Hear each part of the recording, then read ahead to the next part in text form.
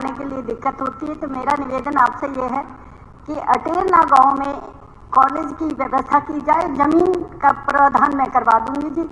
एक दूसरी और समस्या है जी, हमारे यहाँ जाखुली गांव में जो सबसे बड़ा गांव है, वहाँ पे एक ITI उच्च स्तरीय ITI हो, ताकि वहाँ के बच्चों को वो शिक्षा लेने के बाद हमारा इंडस्ट्रियल एरिया है पूरा कुंडली, वहाँ पे अच्छी जॉब में लगाया जाए। ज़्यादातर बाहर के लोग नौकरी करने आते हैं और एक कुंडली में जो लाखों लोग बाहर से नौकरी करने आते हैं, वहाँ पे मेडिकल की कोई सुविधा नहीं है।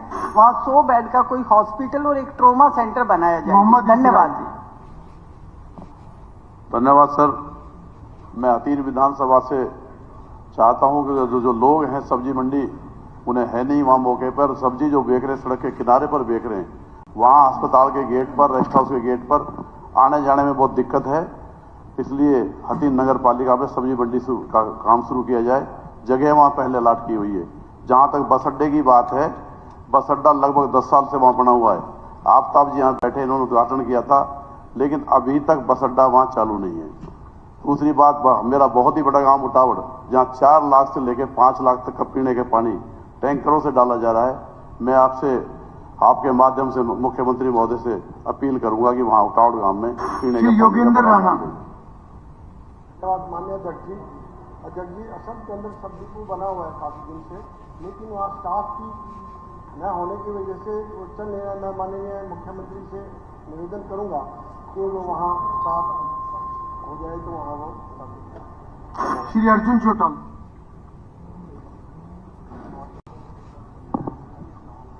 माननीय स्पीकर महोदय, मैं आपके माध्यम से मंत्री जी तक ये बात पहुंचानी चाहूँगा कि लगातार सीवेज पाइपलाइंस जो है वो शहरों के अंदर बनाई जा रही है, जिसके अंदर डवाली और रानिया के अंदर भी सीवेज वाटर की पाइपलाइंस लगाई गई। लेकिन उसके अंदर एक बड़ी दिक्कत ये है कि जो सीवेज पाइपलाइंस है उन्हीं के अंदर स्टॉर्म वाटर की ड्रेन लगाई गई है। अब जब बारिश के अंदर स्टॉर्म वाटर ज़्यादा हो जाता है तो वही सीवेज का जो पानी है वही उसमें से निकल के शहर की गलियों तक पहुंचने का काम होता है। जब भी कोई प्राइवेट कॉलोनी के अंदर ड्रेन्स बनती है, स्टॉर्म ड्रेन्स बनती है, तो उनको पाइपलाइन के से अलग होकर उनको बनाया जाता है। आपके माध्यम से मैं मंत्री जी से ये कहना चाहूँगा जी, रानिया के अंदर और डवाली के अंदर, दोनों के अंदर हाल ही में अभी स्टॉर्म वाटर ड्रेन्स लगी जो सीवेज पाइपलाइन के ऊपर लगी है, उनको बदल करके उनको अलग बनाया जाए। और सर मुकेश शर्मा, एक रिक्वेस्ट और है सर मेरी, मुकेश रानिया की एक डिमांड रही है, लिख के दे दीजिए मुकेश शर्मा। माननीय अध्यक्ष जी, धन्यवाद आपका बहुत बहुत। मान्यवर, गुड़गांव में पॉपुलेशन के हिसाब से पहले शिविर डले थे, अब पॉपुलेशन बहुत ज़्यादा बढ़ गई है उद्योगों के कारण। एक तो हमारी शिविर व्यवस्था जो वो दुरुस्त हो, बड़ी पाइपलाइन डले। एक पानी की बहुत बड़ी समस्या है, हमारे गुरुग्राम में नहरी पानी बहुत कम है पॉपुलेशन के हिसाब से। और दूसरा मान्यवर, हमारे गुरुग्राम में फ्लैट बने हैं, अब फ्लैट बन तो गए लेकिन उनकी रजिस्ट्रियाँ नहीं हो पा रही, तो उनको मीटर नहीं मिलता। माननीय मुख्यमंत्री से मेरी विनती है कि फ्लैटों की रजिस्ट्री हो और रजिस्ट्री होने के बाद उनको मीटर मिलना शुरू हो जाएगा। मान्यवर एक सेकंड का बस, मान्यवर 1 मिनट के लिए, एक हमारा सेक्टर 5 का ग्राउंड है। अध्यक्ष जी, मेरे विधानसभा में 2 जगह है, फतेहपुर पुंडरी। फतेहपुर गांव में आती है, पुंडरी नगर पालिका में आती है, लेकिन 2 इतने इकट्ठे हैं, पता नहीं चलता कौन सा फतेहपुर है कौन सा पुंडरी है। कहने को बस स्टैंड आता है पुंडरी में, लेकिन है वो फतेहपुर में। अनाज मंडी है, कहने को आती है पुंडरी में, लेकिन है फतेहपुर में। ऐसा पुलिस स्टेशन है, कहने को आता है कि पुंडरी में, लेकिन आता फतेहपुर में है। मैं चाहता हूँ कोई ऐसी कंबाइंड पॉलिसी बनाई जाए ताकि मेरे डेवलपमेंट के काम हो सके। तो प्लीज यही रिक्वेस्ट है। Thank you. घनश्याम रोड़ा जी। माननीय अध्यक्ष महोदय, यमुनानगर एक बहुत बड़ा औद्योगिक क्षेत्र है, वहाँ पर ट्रक अड्डा या मोटर मार्केट नहीं है। मोटर मार्केट का निर्माण किया जाना समय की आवश्यकता है। इसके साथ ही तेजली खेल परिसर बहुत बड़ा क्षेत्र है, उस परिसर को प्रदेश स्तरीय खेल परिसर के रूप में विकसित करने के लिए योजना बनाई जानी चाहिए।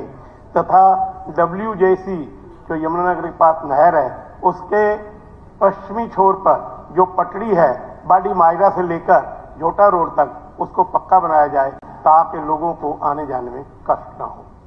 प्रश्न है कि हरियाणा विनियोग संख्या 3 विधेयक पर तुरंत विचार किया जाए। जो इस प्रस्ताव के पक्ष में है वे कृपया हाँ कहें। मुख्यमंत्री। माननीय अध्यक्ष जी, गीता बुक्कल जी ने एक क्वेश्चन रेज किया था।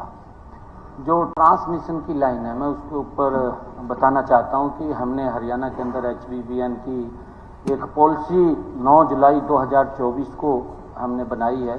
66 kV या ट्रांसमिशन लाइन के लिए जो ज़मीन और जो तारें हैं उसके मुआवजे के लिए एक नई पॉलिसी बनाई है। मैं टावर के बेस के लिए जो ज़मीन की कीमत का हमने उसके अंदर ये निर्णय लिया है कि जो मार्केट रेट है, मार्केट रेट का 200 गुना ज़्यादा, 2 गुना ज़्यादा उसका मुआवजा वो दिया जाएगा।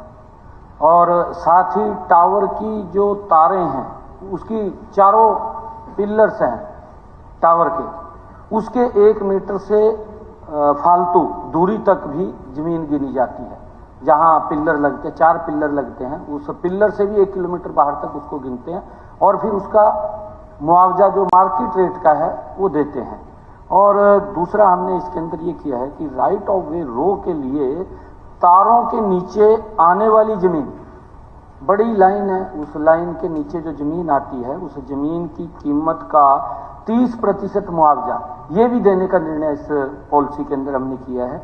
फिर हमने एक SDM के नेतृत्व में माननीय अध्यक्ष जी एक यूज़र कमेटी वो बनाई है, यूजर कमेटी बनाई है जो अपनी रिपोर्ट DC को देती है कि अगर कोई वहाँ पर दिक्कत है, कोई परेशानी है तो वो DC उसको बुला करके सुनता है। DC के आदेश की अपील भी आगे कमिश्नर के पास जाती है। हमने इस पॉलिसी के अंदर बनाया है ताकि किसी भी किसान को इसके अंदर दिक्कत ना आए। इस नई पॉलिसी में ज़मीन की कीमत जो उसका कलेक्टर रेट है वो नहीं आंका गया, मार्केट रेट जो उसका मार्केट रेट है वो आंका गया है, जिसके बारे में यूजर कमेटी DC को रिकमेंडेशन देती है। और टावर बेस के नीचे चारों तरफ 1 मीटर की दूरी, जैसा मैंने कहा है कि उसको मेरिट रेट का दुगना मुआवजा अब तक मिलता भी है। क्योंकि गीता बुक्कल जी को जो थोड़ी सी दिक्कत है वहाँ पर, क्योंकि एक बड़ी लाइन आ रही है राजस्थान की तरफ से और वहाँ पर किसान उसके अंदर, क्योंकि किसान माननीय अध्यक्ष जी मुझे मिले थे और जब मिले थे तो हमने इसके ऊपर तत्परता से काम किया ताकि किसान को उसकी ज़मीन का ठीक मुआवजा मिले। और उसको लेकर के जो ये पॉलिसी आई है, इस पॉलिसी के तहत उसका लाभ उठाना चाहिए। मैंने तुरंत कहा भी था, जब ये पॉलिसी बनी थी उस वक्त हमने बोला भी था, परंतु आज भी माननीय अध्यक्ष जी मैं, क्योंकि गीता जी ने इस क्वेश्चन को रेज किया है, ये ध्यान में लगाना चाहता हूँ क्योंकि ये पॉलिसी बनी हुई है 9 जुलाई 2024 को। हमने उसका जो मेरिट रेट है, जो मार्केट रेट है, उसका 2 गुना ज़्यादा हम उसको देते हैं। डॉक्टर इसके बाद कोई डॉक्टर रणबीर कादियान, तो मुख्यमंत्री जी ने जो जवाब देना होगा। ये एक बहुत बड़ी समस्या है जी स्पीकर सर, जैसा मुख्यमंत्री जी ने जवाब दिया कि भाई ये ठीक है, इन्होंने एक पॉलिसी ले डाउन की है मुआवजे की, लेकिन प्रॉब्लम क्या है कि जहां से हाई टेंशन वायर गुजरती है ना जी, वो पूरा का पूरा उसका किला जो है, एकड़ जो है, वो अफेक्ट होता है। और जहां पर एकड़ मार्केट रेट जो है 5-5, 7-7, 10-10 करोड़ तक का भी है, क्योंकि ये NCR में जो आ गया ना जी, जैसे बहन कृष्णा गहलोत जी आपने उठा के भी कुंडली में बहुत ज़्यादा महंगा किला है और वहाँ हाई टेंशन वायर निकल रही है, तो इसमें ये यहाँ जो एरिया है जी ये बहुत कॉस्टली है। तो इसमें जितना मतलब चारों खंभों का भी इन्होंने बताया 1 मीटर और जो तारें गई हैं उसके नीचे का भी इन्होंने 30% का लिया है। लेकिन इसमें मेरा एक सुझाव है, या तो गवर्नमेंट उस किले को टेक ओवर करे, एक्वायर करे, या ये पॉसिबल नहीं है तो वहाँ केबल दाबी जा सकती हैं। जहाँ जहाँ ये कोस्टली एरिया NCR के साथ है, इसमें केबल दबाई जाए। केबल जो है ना जी, केबल तो हजार किलोमीटर तक भी फॉरेन में देखो आप दूसरे कंट्रीज में, तो इस तरह का कोई प्रोविजन अगर हो सकता है तो ये गवर्नमेंट इस पर सोचे। कोई नहीं, बस हो गया। प्रश्न है कि हरियाणा विनियोग संख्या 3 विधेयक पर तुरंत विचार किया जाए। जो इस प्रस्ताव के पक्ष में है कृपया हाँ कहें, जो इस प्रस्ताव के विपक्ष में है कृपया ना कहें। हाँ पक्ष की जीत हुई, हाँ पक्ष की जीत हुई, प्रस्ताव स्वीकृत हुआ। अब सदन विधेयक पर क्लॉज बाय क्लॉज विचार करेगा। प्रश्न है कि क्लॉज 2 विधेयक का पार्ट बने। जो इस प्रस्ताव के पक्ष में है वे कृपया हाँ कहें। जो इस प्रस्ताव के विपक्ष में है कृपया ना कहें। हाँ पक्ष की जीत हुई, हाँ पक्ष की जीत हुई, प्रस्ताव स्वीकृत हुआ। क्लॉज 2 विधेयक का पार्ट बना। क्लॉज 3। प्रश्न है कि क्लॉज 3 विधेयक का पार्ट बने। जो इस प्रस्ताव के पक्ष में है वे कृपया हाँ कहें। जो इस प्रस्ताव के विपक्ष में है कृपया ना कहें। हाँ पक्ष की जीत हुई, हाँ पक्ष की जीत हुई, प्रस्ताव स्वीकृत हुआ। क्लॉज 3 विधेयक का पार्ट बना। शेड्यूल। प्रश्न है कि शेड्यूल विधेयक का पार्ट बने। जो इस प्रस्ताव के पक्ष में है वे कृपया हाँ कहें। जो इस प्रस्ताव के विपक्ष में है कृपया ना कहें। हाँ पक्ष की जीत हुई, हाँ पक्ष की जीत हुई, प्रस्ताव स्वीकृत हुआ। शेड्यूल विधेयक का पार्ट बना। क्लॉज 1। प्रश्न है कि क्लॉज 1 विधेयक का पार्ट बने। जो इस प्रस्ताव के पक्ष में है वे कृपया हाँ कहें। जो इस प्रस्ताव के विपक्ष में है वे कृपया ना कहें। हाँ पक्ष की जीत हुई, हाँ पक्ष की जीत हुई, प्रस्ताव स्वीकृत हुआ। क्लॉज 1 विधेयक का पार्ट बना। Enacting formula. प्रश्न है कि इनेक्टिंग फॉर्मूला विधेयक का इनेक्टिंग फॉर्मूला हो। जो इस प्रस्ताव के पक्ष में है कृपया हाँ कहें। जो इस प्रस्ताव के विपक्ष में है कृपया ना कहें। हाँ पक्ष की जीत हुई, हाँ पक्ष की जीत हुई, प्रस्ताव स्वीकृत हुआ। इनेक्टिंग फॉर्मूला विधेयक का पार्ट बना। टाइटल। प्रश्न है कि टाइटल विधेयक का टाइटल हो। जो इस प्रस्ताव के पक्ष में है कृपया हाँ कहें। जो इस प्रस्ताव के विपक्ष में है कृपया ना कहें। हाँ पक्ष की जीत हुई, हाँ पक्ष की जीत हुई, प्रस्ताव स्वीकृत हुआ। टाइटल विधेयक का टाइटल बना। माननीय सदस्यगण, अब माननीय मुख्यमंत्री प्रस्ताव प्रस्तुत करेंगे कि विधेयक पारित किया जाए। आदरणीय अध्यक्ष महोदय, मैं प्रस्ताव करता हूं कि विधेयक को पारित किया जाए। प्रस्ताव प्रस्तुत हुआ कि विधेयक पारित किया जाए। प्रश्न है कि विधेयक पारित किया जाए। जो इस प्रस्ताव के पक्ष में है वे कृपया हाँ कहें। जो इस प्रस्ताव के विपक्ष में है वे कृपया ना कहें। हाँ पक्ष की जीत हुई, हाँ पक्ष की जीत हुई, प्रस्ताव स्वीकृत हुआ। विधेयक पारित हुआ। माननीय सदस्यगण, आज सदन में श्रीमती रेणु भाटिया, हरियाणा राज्य महिला आयोग की चेयरपर्सन, अध्यक्ष दीर्घा में उपस्थित हैं। यह सदन उनका स्वागत करता है। माननीय सदस्यगण, अब माननीय मुख्यमंत्री प्रस्ताव करेंगे कि भारतीय नागरिक सुरक्षा संहिता हरियाणा संशोधन विधेयक पर तुरंत विचार किया जाए। माननीय अध्यक्ष महोदय, मैं प्रस्ताव करता हूं कि भारतीय नागरिक सुरक्षा संहिता हरियाणा संशोधन विधेयक पर तुरंत विचार किया जाए। प्रस्ताव प्रस्तुत हुआ कि भारतीय नागरिक सुरक्षा संहिता हरियाणा संशोधन विधेयक पर तुरंत विचार किया जाए। प्रश्न है कि भारतीय नागरिक सुरक्षा संहिता हरियाणा संशोधन विधेयक पर तुरंत विचार किया जाए। जो इस प्रस्ताव के पक्ष में है कृपया हाँ कहें। जो इस प्रस्ताव के विपक्ष में है कृपया ना कहें। हाँ पक्ष की जीत हुई, हाँ पक्ष की जीत हुई, प्रस्ताव स्वीकृत हुआ। अब सदन विधेयक पर क्लॉज बाय क्लॉज विचार करेगा। प्रश्न है कि क्लॉज 2 विधेयक का पार्ट बने। जो इस प्रस्ताव के पक्ष में है कृपया हाँ कहें। जो इस प्रस्ताव के विपक्ष में है कृपया ना कहें। हाँ पक्ष की जीत हुई, हाँ पक्ष की जीत हुई, प्रस्ताव स्वीकृत हुआ। क्लॉज 2 विधेयक का पार्ट बना। क्लॉज 1। प्रश्न है कि क्लॉज 1 विधेयक का पार्ट बने। जो इस प्रस्ताव के पक्ष में है कृपया हाँ कहें। जो इस प्रस्ताव के विपक्ष में है कृपया ना कहें। हाँ पक्ष की जीत हुई, हाँ पक्ष की जीत हुई, प्रस्ताव स्वीकृत हुआ। क्लॉज 1 विधेयक का पार्ट बना। Enacting formula. प्रश्न है कि इनेक्टिंग फॉर्मूला विधेयक का इनेक्टिंग फॉर्मूला हो। जो इस प्रस्ताव के पक्ष में है कृपया हाँ कहें। जो इस प्रस्ताव के विपक्ष में है कृपया ना कहें। हाँ पक्ष की जीत हुई, हाँ पक्ष की जीत हुई, प्रस्ताव स्वीकृत हुआ। इनेक्टिंग फॉर्मूला विधेयक का पार्ट बना। टाइटल। प्रश्न है कि टाइटल विधेयक का टाइटल हो। जो इस प्रस्ताव के पक्ष में है कृपया हाँ कहें। जो इस प्रस्ताव के विपक्ष में है कृपया ना कहें। हाँ पक्ष की जीत हुई, हाँ पक्ष की जीत हुई, प्रस्ताव स्वीकृत हुआ। टाइटल विधेयक का टाइटल बना। माननीय सदस्यगण, अब माननीय मुख्यमंत्री प्रस्ताव करेंगे कि विधेयक पारित किया जाए। माननीय अध्यक्ष महोदय, मैं प्रस्ताव करता हूं कि विधेयक पारित किया जाए। प्रस्ताव प्रस्तुत हुआ कि विधेयक पारित किया जाए।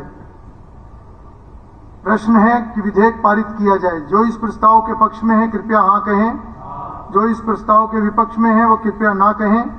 हाँ पक्ष की जीत हुई, हाँ पक्ष की जीत हुई, प्रस्ताव स्वीकृत हुआ। विधेयक पारित हुआ। माननीय सदस्यगण, अब माननीय मुख्यमंत्री प्रस्ताव करेंगे कि हरियाणा माल और सेवा कर संशोधन विधेयक पर तुरंत विचार किया जाए। माननीय अध्यक्ष महोदय, मैं प्रस्ताव करता हूं कि हरियाणा माल और सेवा कर संशोधन विधेयक पर तुरंत विचार किया जाए। प्रस्ताव प्रस्तुत हुआ कि हरियाणा माल और सेवा कर संशोधन विधेयक पर तुरंत विचार किया जाए। प्रश्न है कि हरियाणा माल और सेवा कर संशोधन विधेयक पर तुरंत विचार किया जाए। जो इस प्रस्ताव के पक्ष में है कृपया हाँ कहें, जो इस प्रस्ताव के विपक्ष में है कृपया ना कहें। हाँ पक्ष की जीत हुई, हाँ पक्ष की जीत हुई, प्रस्ताव स्वीकृत हुआ। अब सदन विधेयक पर क्लॉज बाय क्लॉज विचार करेगा। Sub clause 2 of clause 1। प्रश्न है कि सब क्लॉज 2 ऑफ क्लॉज 1 विधेयक का पार्ट बने। जो इस प्रस्ताव के पक्ष में है कृपया हाँ कहें, जो इस प्रस्ताव के विपक्ष में है कृपया ना कहें। हाँ पक्ष की जीत हुई, हाँ पक्ष की जीत हुई, प्रस्ताव स्वीकृत हुआ। सब क्लॉज 2 ऑफ क्लॉज 1 का पार्ट बना। क्लॉज 2 से 40। प्रश्न है कि क्लॉजेज 2 से 40 विधेयक का पार्ट बने। जो इस प्रस्ताव के पक्ष में है कृपया हाँ कहें, जो इस प्रस्ताव के विपक्ष में है कृपया ना कहें। हाँ पक्ष की जीत हुई, हाँ पक्ष की जीत हुई, प्रस्ताव स्वीकृत हुआ। क्लॉजेज 2 से 40 विधेयक का पार्ट बने। Sub clause 1 of clause 1। प्रश्न है कि सब क्लॉज 1 ऑफ क्लॉज 1 विधेयक का पार्ट बने। जो इस प्रस्ताव के पक्ष में है वे कृपया हाँ कहें, जो इस प्रस्ताव के विपक्ष में है वे कृपया ना कहें। हाँ पक्ष की जीत हुई, हाँ पक्ष की जीत हुई, प्रस्ताव स्वीकृत हुआ। सब क्लॉज 1 ऑफ क्लॉज 1 का पार्ट बना। Enacting formula. प्रश्न है कि इनेक्टिंग फॉर्मूला विधेयक का इनेक्टिंग फॉर्मूला हो। जो इस प्रस्ताव के पक्ष में है कृपया हाँ कहें, जो इस प्रस्ताव के विपक्ष में है कृपया ना कहें। हाँ पक्ष की जीत हुई, हाँ पक्ष की जीत हुई, प्रस्ताव स्वीकृत हुआ। इनेक्टिंग फॉर्मूला विधेयक का पार्ट बना। टाइटल। प्रश्न है कि टाइटल विधेयक का टाइटल हो। जो इस प्रस्ताव के पक्ष में है वे कृपया हाँ कहें, जो इस प्रस्ताव के विपक्ष में है कृपया ना कहें। हाँ पक्ष की जीत हुई, हाँ पक्ष की जीत हुई, प्रस्ताव स्वीकृत हुआ। टाइटल विधेयक का टाइटल बना। माननीय सदस्यगण, अब माननीय मुख्यमंत्री प्रस्ताव प्रस्तुत करेंगे कि विधेयक पारित किया जाए। आदरणीय अध्यक्ष जी, मैं प्रस्ताव करता हूं कि विधेयक पारित किया जाए। प्रस्ताव प्रस्तुत हुआ कि विधेयक पारित किया जाए। प्रश्न है कि विधेयक पारित किया जाए। जो इस प्रस्ताव के पक्ष में है वे कृपया हाँ कहें, जो इस प्रस्ताव के विपक्ष में है वे कृपया ना कहें। हाँ पक्ष की जीत हुई, हाँ पक्ष की जीत हुई, प्रस्ताव स्वीकृत हुआ। विधेयक पारित हुआ।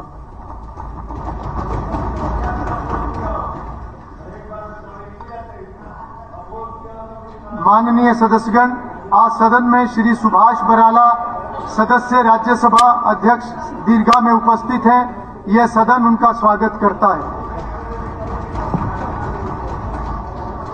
माननीय सदस्यगण, अब माननीय राजस्व मंत्री प्रस्ताव करेंगे कि हरियाणा कृषि भूमि पट्टा विधेयक पर तुरंत विचार किया जाए। अध्यक्ष महोदय, मैं प्रस्ताव करता हूं कि हरियाणा कृषि भूमि पट्टा विधेयक पर तुरंत विचार किया जाए। प्रस्ताव प्रस्तुत हुआ कि हरियाणा कृषि भूमि पट्टा विधेयक पर तुरंत विचार किया जाए। अशोक करोड़। स्पीकर सर, ये जो आज राजस्व मंत्री ने बिल रखा है, वैसे तो इसमें है कि पट्टेदार को मुआवजा वगैरह या उस प्रकार की प्रावधान की गए हैं जो उनको मिलने चाहिए।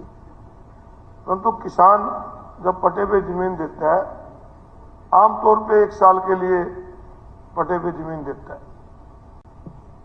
और अगर इसमें गिरदौरी वगैरह उसके नाम चली जाएगी जो पट्टेदार है, तो कल को दिक्कत आएगी। इसमें कोई लिखित समझौता पट्टा तो होता ही नहीं, सब मौखिक तौर पे होता है। तो इसमें ऐसा प्रोविजन किया जाए कि ये ठीक है कि जिसने जमीन को बोया उसको तो मुआवजा मिले, परंतु किसान के हित भी इसमें सुरक्षित हो, नहीं तो कल को वो कोर्ट में धक्के खाता फिरेगा, किसान की जमीन पे ही इस प्रकार के केस होने शुरू हो जाएंगे। इस बात का इसमें ध्यान रखना चाहिए। मैं आपके माध्यम से सबसे पहले तो मैं मुख्यमंत्री जी का बहुत बहुत धन्यवाद करता हूं कि जो किसानों की जमीनों को सुरक्षित करने का काम और मजदूरों को काम ज्यादा मिले, हर बार उसे 1-1 साल के पट्टे पर जमीन ना लेना पड़े, इसके लिए कानून लाया गया। और जो माननीय विधायक जी ने जो चिंता जताई है, उसका इसी प्रॉब्लम की वजह से ये जो बिल लेकर आया गया है कि जब किसान अपनी भूमि पट्टे पर देता है तो उसको गिरदावरी के अंदर वो चढ़ जाती है, उसकी जमीन, उसका गिरदावरी जो चढ़ती है पट्टेदार के नाम पर, वो उसको प्रावधान को खत्म करके एक अलग से कॉलम बनाया गया है लेसी का। सिर्फ वो किराएदार के रूप में रहेगा, 1 साल के लिए दे, 2 साल के लिए दिए, 5 साल के लिए दिए, कभी भी उसकी गिरदावरी में, उसके कॉलम में उसका जो किराएदार है उसका नाम दर्ज नहीं होगा। और चाहे 20 साल के लिए दे, कोई भी कानून उस पर लागू नहीं होगा कि ये जमीन हमारी 20 साल के लिए देंगे, अन्य कोई भी कानून लागू नहीं होगा, सिर्फ लेसी कानून उस पर लागू होगा। इसको बहुत सरल बनाने के लिए कि किसान अपनी जमीन हर साल उसे लंबे पट्टे पर दे सके और किसी भी तरीके का मालिकाना हक, किसी भी तरीके की गिरदावरी ना चढ़ सके। इसके अलावा एक और चिंता जताई है कि जो किराएदार है उसको चाहे बैंक से फसल उगाने के लिए लोन लेने की बात है वो इसमें ले सकता है, और जो मुआवजा है सीधा किराएदार के नाम आएगा, उसमें किसान हस्तक्षेप नहीं कर सकेगा। इस तरीके का प्रावधान करा गया है और इसको एग्रीमेंट को तहसीलदार के यहाँ रजिस्टर्ड कराया जाएगा और सरकार की जिम्मेदारी है, असिस्टेंट कलेक्टर जो नीचे एसडीएम कोर्ट तक वो जाकर अपनी जमीन को अगर कोई खाली नहीं करता तो उसे खाली कराने का प्रावधान है। ऊपर कहीं किसी भी तरीके की रेवेन्यू कोर्ट में ये जाने का काम, इसका जो अन्य कोर्टों में जाने का कोई प्रावधान नहीं है। ये सारा मौखिक होता है। अगर 2-2, 4-4 किले के किसान हैं वो कहाँ कोर्ट में जाकर रजिस्टर्ड कराएंगे? ये इसमें रजिस्टर्ड का प्रावधान मैं मानता हूं कि इसमें दिक्कत आएगी और केवल जैसे चल रहा है चले, कुछ ऐसा हो कि उनको मुआवजा वगैरह मिले, उनको लोन मिले, परंतु जमीन पे अगर लोन ले लेगा तो दिक्कत आएगी। फसल का लोन उनको मिले, कोई बात नहीं। बिल्कुल, जो विधायक जी ने कहा है इसके अंदर 13 सेक्शन दिए गए हैं, आप इसको पूरा पढ़ लेना। इसमें बिल्कुल हर तरीके से किसान को और जमीन लेने वालों को सुरक्षित किया गया है। अगर रजिस्टर्ड नहीं होगा तो क्या चीज बात हुई है, क्या तय हुआ है, कितना किराया तय हुआ है, ये बातें किस तरीके से आएंगी, उसको इन्फोर्स किस तरीके से किया जाएगा। आप सारे यहाँ बैठे हैं, जितने भी ठेके में जमीन लेते हैं वो तभी तो दिक्कत थी। अगर वो ठेके पर लेते थे वो तभी तो दिक्कत थी, तो सॉल्व करने के लिए काम किया गया है और उसके लिए कोई रजिस्ट्रेशन फीस नहीं ली जाएगी, कोई भी रजिस्टर्ड फीस नहीं ली जाएगी, रजिस्ट्रेशन फीस नहीं ली जाएगी। तहसीलदार के यहाँ जाकर उस एग्रीमेंट को रजिस्टर्ड करा सकता है। तो ये उसको ईज करने का, जो इसके अंदर दिक्कतें थी उसको ही दूर करने का काम किया है और मुख्यमंत्री जी ने जो किसानों की और जो मजदूरों की चिंता थी उसको दूर करने का काम किया है। अध्यक्ष महोदय, ये जो लेके आए हैं ये एक प्रोग्रेसिव बिल लेके आए हैं, इस बात का मैं इनका धन्यवाद करता हूँ, अच्छा है। लेकिन दोनों की इंटरेस्ट सेफ गार्ड हो, उसमें जो भी प्रिवलेंट रेट हो ठेके का मिनिमम, जैसे आप जमीन की कर देते हो कलेक्टर रेट फिक्स करते हो, इस तरह उनका कलेक्टर रेट फिक्स होना चाहिए ताकि किसी के साथ धोखा ना हो, ना किसान को ना मजदूर को। ये मिनिमम एरिया वाइज जो है, आप जैसे हमने पूरे जमीन का था, जमीन का पूरे स्टेट का फ्लोर रेट फिक्स कर दिया था अलग अलग एरिया पे, जो प्रिवलेंट रेट है उसके करो। एक कोई ऐसी कमेटी बनाओ जो इस बात को करे ताकि किसी के साथ धोखा हो। प्रोग्रेसिव स्टेप है, इस बात को मेरी कोई विरोध नहीं है, इसका मैं इसका वो करता हूँ, होना चाहिए। किसान का भी सुरक्षित होना चाहिए, जो ठेकेदार ठेका लेता उसका भी सुरक्षित होना चाहिए। ये नहीं है कि भाई ये जैसा अरोड़ा जी ने कहा कि भाई कई दफा हो जाता है किसान मालिक है, वो नहीं है, बात दूसरे देश में चला गया, यहाँ ठेके में दे दिया, बाद में आया तो पता लगा उसकी सारी गिरदावरी उसके नाम होगी, मालिक हो गया। ऐसी भी होती है, तो ऐसे प्रिकॉशंस लेने चाहिए ताकि किसान के भी हित सुरक्षित हो और जो ठेके में लेता है उसको भी सुरक्षित हो। सर अब थोड़ी सी तब्दील, जो ये लस्सी लिखा है ना, लाइसेंसी होना चाहिए word instead of lassi. Speaker साहब, मैं जो मेरी शंका है, जैसे कोई रजिस्टर्ड हो जाएगा, अब किसी ने 50,000 का ठेके पे 1 किला दिया और 10 किले दे दिए तो 5 लाख पे तो एक तो इनकम टैक्स के दायरे में आ जाएगा, एक उस पर जीएसटी कट जाएगी, तो किसान को क्या मिलेगा? तो ये आपस के भाईचारे का है, ऐसा उसमें रहने दो, उनके हित सुरक्षित हो, इस पे ये बात कीजिए। गौतम जी। अध्यक्ष महोदय, हुड्डा साहब ने जो अभी कहा कलेक्टर रेट वाली बात, ऐसा है कलेक्टर रेट तो कुछ है और ज़मीन कुछ तो ऐसी है जो उसको मजबूरी में किसान को पानी की कमी है 25,000 30,000 में भी देनी पड़े। कुछ ऐसी ज़मीन है, हमारी ज़मीनें हैं जैसे और भी बहुतों की ज़मीनें हैं जिनका लीज का ही रेट 75, 80, 70 से ऊपर है। तो कलेक्टर रेट वाली बात तो वो सही नहीं रहेगी। जैसा उनको आपस में जो फैसला करें, जो लेने वाला है वो भी सोचेगा भाई इस लायक है, इतने पैसे लायक है, और देने वाला भी सोचेगा कि भाई इतना वाजिब है। तो मेरा कलेक्टर रेट वाली बात हुड्डा साहब गलत, दैट इज रॉन्ग अध्यक्ष महोदय जी। इस रेट फिक्स होना चाहिए। देखिए कलेक्टर रेट की बात जो भी इसमें 19 सेक्शंस आज दिए गए हैं और इसमें 2 साल की अवधि के अंदर जो अगर ग्राउंड पर जो प्रॉब्लम आएगी उसमें अमेंडमेंट का क्लॉज भी है। उसमें जितने भी जो और विचार आएंगे उसमें अमेंडमेंट कर दिए जाएंगे, लेकिन इसे करा जाएगा। एक बहुत अच्छा बिल है और हमारे विपक्ष ने और हुड्डा साहब ने भी इसका समर्थन किया। मैं चाहूंगा इसे सर्वसम्मति से पास किया जाए। प्रश्न है कि हरियाणा कृषि भूमि पट्टा विधेयक पर तुरंत विचार किया जाए। जो इस प्रस्ताव के पक्ष में है कृपया हाँ कहें, जो इस प्रस्ताव के विपक्ष में है कृपया ना कहें। प्रस्ताव सर्वसम्मति से स्वीकृत हुआ।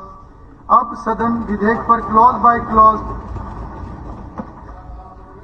विचार करेगा। Sub clause 3 of clause 1।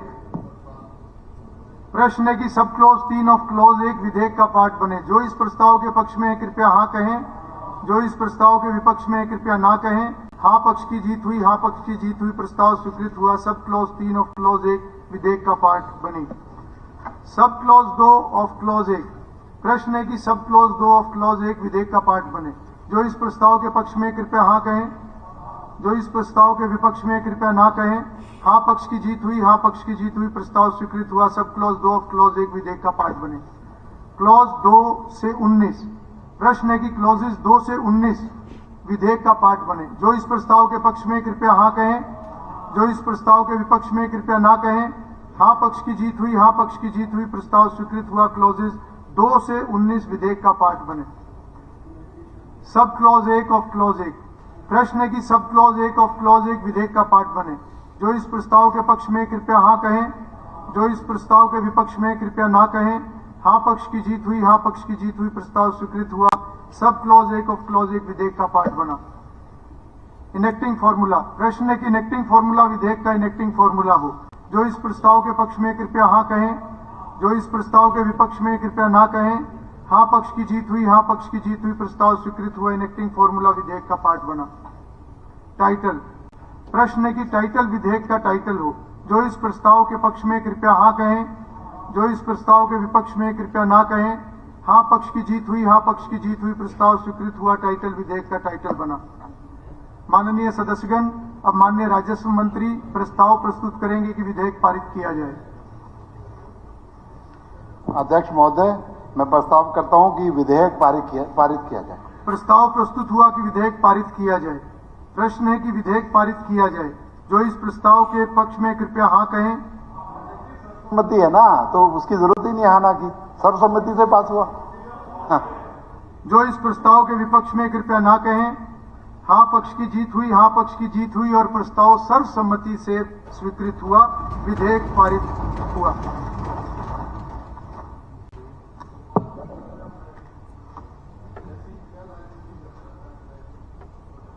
माननीय सदस्यगण, अब माननीय उच्चतर शिक्षा मंत्री प्रस्ताव करेंगे कि हरियाणा विस्तार प्राध्यापक तथा अतिथि प्राध्यापक सेवा की सुनिश्चितता विधेयक पर तुरंत विचार किया जाए। अध्यक्ष महोदय, मैं प्रस्ताव करता हूं कि हरियाणा विस्तार प्राध्यापक तथा अतिथि अध्यापक विधेयक पर तुरंत विचार किया जाए। प्रस्ताव प्रस्तुत हुआ कि हरियाणा विस्तार प्राध्यापक तथा अतिथि प्राध्यापक सेवा की सुनिश्चितता विधेयक पर तुरंत विचार किया जाए।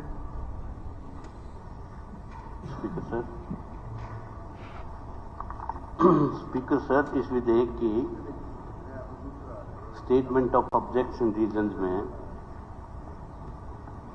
ये आया है कि there are 8,137 sanction teaching post of assistant professor in various subject. हालांकि इसमें मुझे नीयत ठीक है कि भाई ये सिक्योरिटी जो सर्विसेज की का बिल है, तो इसमें ऊपर सारी जो तस्वीर दी है जी, तकरीबन 8,137 पोस्ट खाली और 3,348 रेगुलर लगे हुए हैं। मीनिंग देयर बाय ये 60% पोस्टें खाली हैं और 40% जो है वो रेगुलर उस बेसिस पर लगे हुए हैं। इसके साथ साथ इन्होंने दिखाया कि 2016 एक्सटेंशन लेक्चरर्स और 40 गेस्ट लेक्चरर जो है वो आल्सो बढ़ते। तो मीनिंग देयर बाय तकरीबन 3,000 के करीब खाली रहा है। तो मेरा कहने का मतलब ये है जी कि पढ़ाने वाले भी हैं, पढ़ने वाले भी हैं। इन्होंने कहा कि 2 लाख स्टूडेंट्स जो है वो ऑलरेडी ऑन रोड, और सैंक्शनड पोस्ट जो हैं वो वर्कलोड पर ही सैंक्शन होती है कि कितने स्टूडेंट्स हैं, उस स्ट्रेंथ पर ही ये सैंक्शन होती है। तो मेरा ये कहने का मतलब है कि कैसे ये शिक्षा का जो मैटर है किस तरह से चल रहा है जी, इतनी पोस्टें खाली हैं, किस सब्जेक्ट की ये खाली हैं, इन बच्चों का कैरियर किस तरह से अफेक्ट हो रहा है। तो मेरा इसमें सबमिशन ये है कि एक तो जो एक्सटेंशन लेक्चरर्स हैं और गेस्ट लेक्चरर्स हैं, इनको ही मतलब जो सैंक्शन पोस्ट हैं उस पर इनके एक्सपीरियंस के हिसाब से प्रमोट कर दिया जाए। नंबर 2, इन्होंने ये किया है कि which is evident from the fact that in indent of fill up